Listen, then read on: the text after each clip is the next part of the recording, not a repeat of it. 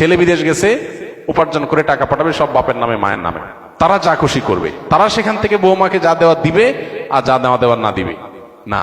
এভাবে আসলে ইসলাম মা বাবাকে এতটা অধিকার দেয় না যে সম্পদ সারা জীবন যা কামাই করবে সব বাপ মা যা ইচ্ছা তা করবে, জি না, এই সুযোগটা নেই। একটা সন্তান যখন প্রাপ্তবয়স্ক হয়, সে যখন উপার্জন করে, তার সকল টাকার পয়সা এনে মায়ের কাছে দিতে হবে, বাবার কাছে দিতে হবে, তারা যা খুশি করবে না, শরীয়ত এটা বলে না। শরীয়ত বলে সম্পদ যে উপার্জন করেছে এর ব্যাপারে অধিকার একমাত্র তার।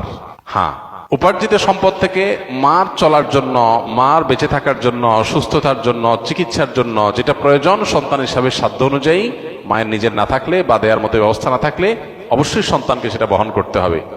আর স্ত্রীর সর্বাবস্থায় স্বামী হিসাবে স্ত্রীর ভরণ পোষণ এটার ব্যবস্থা করতে হবে। এর বাইরে উদ্বৃত্ত টাকা, সেটা ছেলে কি মাকে উপহার হিসাবে অতিরিক্ত দিবে, না স্ত্রীকে দিবে, না কাকে কত দিবে, নাকি আদৌ কাউকে না দিয়ে নিজের অ্যাকাউন্টে রাখবে, এটা একান্ত তার ব্যাপার। এখানে শরীয়ত মা বাবাকে ইন্টারফেয়ার করার অধিকার দেয় নাই সেইভাবে যেভাবে আমাদের অনেক মা বাবা মনে করেন যে তাদের অধিকার আছে।